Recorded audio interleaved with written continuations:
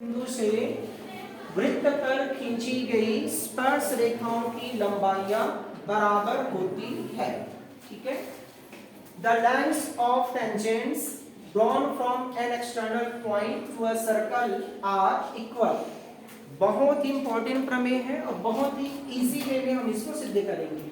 क्या लिखा है हमारा प्रमेय? बाह्य बिंदु से मतलब वृत्त के बाहर में कोई एक बिंदु होगा, उस बिंदु से हम वृत्त पे क्या खींचेंगे? वृत्त पर खींची गई स्पर्श रेखाओं की लंबाइयां उस बाह्य बिंदु से वृत्त पर जो स्पर्श रेखा हम खींचेंगे उसकी लंबाइयां क्या होगी? बराबर होगी। ये अपने को सिद्ध करना है। तो चलिए फिर अपन इसको देखते हैं। एक सबसे पहले क्या बना लेते हैं? वृत्त। ठीक है। सामान्य तरीके से हम एक वृत्त बना लेते हैं। ठीक है। ये हो गया हमारा एक वृत्त। ठीक है।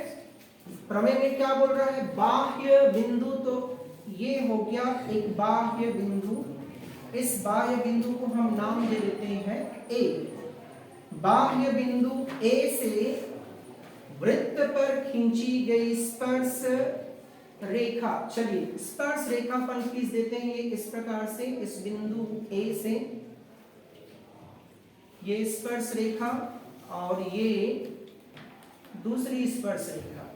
चलिए ये एक नंबर का इसमें क्वेश्चंस भी आता है।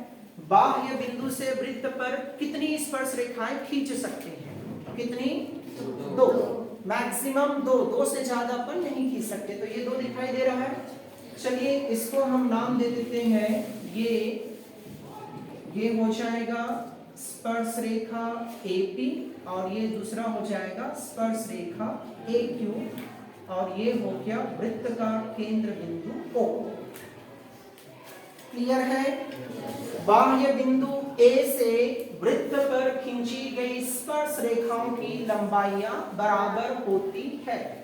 तो सबसे पहले अपन लिख देते हैं दिया है। ठीक है। दिया है, क्या दिया अपने को? क्या दिया है? बाह्य बिंदु बाह्य बिंदु A से, बाह्य बिंदु A से वृत्त पर खींची गई स्पर्श रेखा, वृत्त पर खींची गई स्पर्श रेखा AP व AQ है। ठीक है। AP व AQ है। ठीक है। ये अपने को दिया है। बाह्य बिंदु A से वृत्त पर खींची गई स्पर्श रेखा AP व AQ है। चलिए अपने को सिद्ध करना है। क्या सिद्ध करना है बताइए? बाह्य बिंदु से वृत्त पर खींची गई स्पर्श रेखाओं की लंबाइयां बराबर होती है। तो ये जो स्पर्श रेखा है AP और AQ, ये स्पर्श रेखाओं की लंबाइयां बराबर होती है। ये अपने को सिद्ध करना है। ठीक है। चलिए अब थोड़ा सा इसमें अपने को रचना करना पड़ेगा। तो रचना हम कर देते हैं। रचना में हम क्या करेंगे? जो वृत्त का केंद्र O है, ठीक है, वृत्त का केंद्र O है, उस केंद्र O से बिंदु P, बिंदु Q और बिंदु A तीनों को हम जोड़ देंगे। ठीक है। तो यहाँ पे चलिए इस प्रकार से जोड़ दीजिए, ये ऐसा। ठीक है। फिर ये इस प्रकार से जोड़ दीजिए, ये ऐसा। ठीक है। ये इस प्रकार से हमने जोड़ दिया। तो चलिए इसको हम किस में लिखेंगे? रचना में केंद्र O से बिंदु AP व Q को जोड़ा। ठीक है। केंद्र O से बिंदु AP व Q को जोड़ा। अपन ने जोड़ दिया। ये तीनों चीज क्लियर है। अपने को क्या दिया है? बाह्य बिंदु A से वृत्त पर खींची गई स्पर्श रेखा AP और AQ है और यही बराबर होगा, ये अपने को सिद्ध करना है। AP बराबर AQ। रचना में हमने क्या किया, केंद्र O से बिंदु A, बिंदु P और बिंदु Q को जोड़ दिया। अब चलिए हम आते हैं उपपत्ति में। तो चित्र में देखिए कितना त्रिभुज अपने को दिखाई दे रहा है, एक ऊपर की ओर और एक नीचे की ओर। त्रिभुज OPA और दूसरा त्रिभुज OQA। इन दोनों त्रिभुजों को हम ध्यान से देखते हैं। कौन सा त्रिभुज, त्रिभुज OPA और त्रिभुज OQA में, इन दोनों त्रिभुजों को चलिए हम देखते हैं। तो ये OP क्या है, वृत्त की त्रिज्या, OQB क्या है, वृत्त की त्रिज्या, और एक वृत्त की सभी त्रिज्याएं हमेशा बराबर होती है।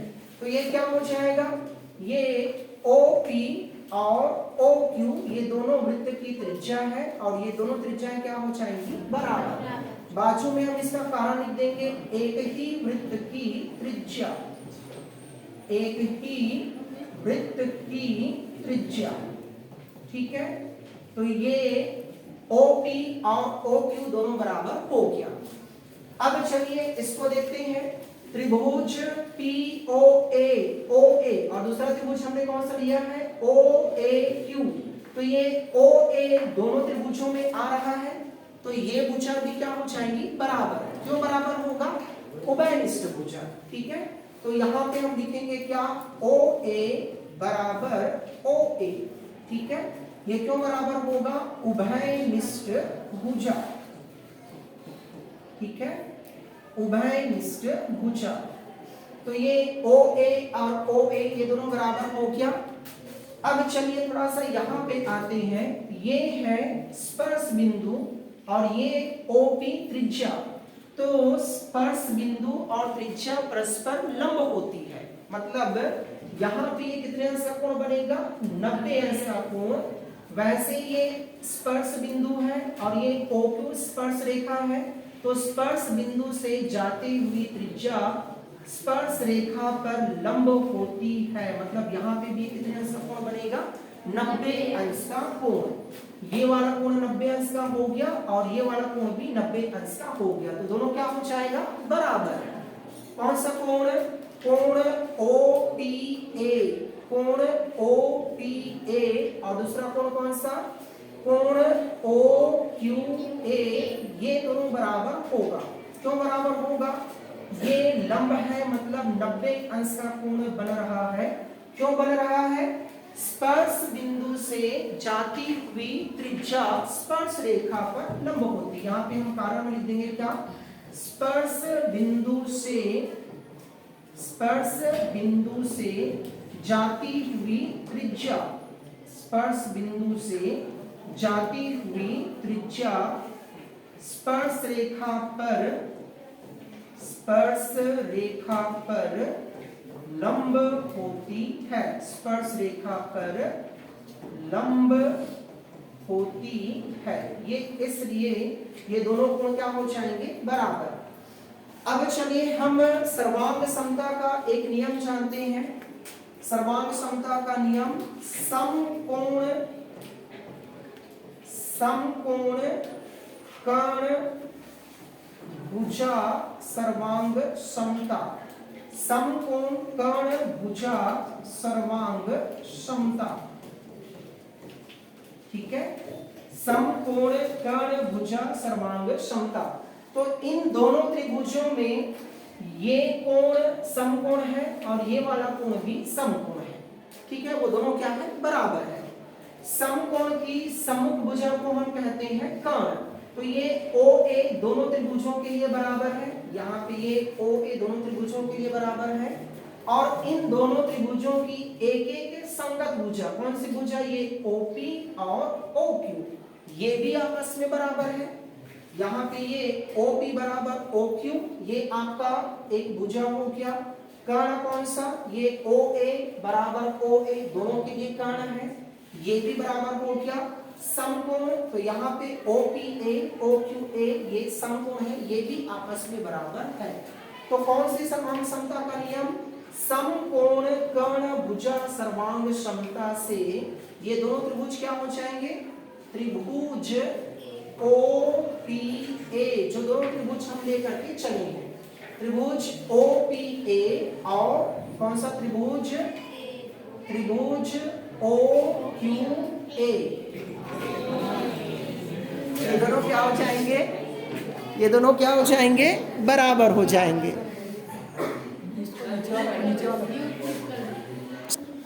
ठीक है, समकोण कर्ण भुजा सर्वांग समता से ये दोनों त्रिभुज क्या हो जाएंगे, सर्वांग सम, त्रिभुज ओ पी ए और दूसरा त्रिभुज हमने कौन सा लिया है, त्रिभुज ओ क्यू ए, ये दोनों क्या हो गए, सर्वांग सम हो गए। सर्वांग सम हो गए मतलब इसकी सभी भुजाएं क्या होंगी, बराबर होंगी।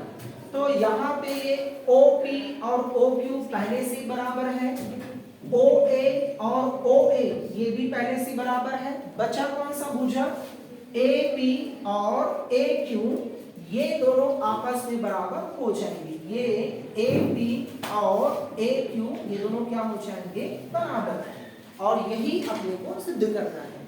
ठीक है, समकोण कर्ण भुजा सर्वांग समता से त्रिभुज OPA सर्वांग सम हो गए त्रिभुज OQA के, तो इसलिए भुजा AP और AQ ये दोनों बराबर हो जाएंगे और यही अपने को सिद्ध करना था, इति सिद्धांत। ठीक है, चलिए गुड।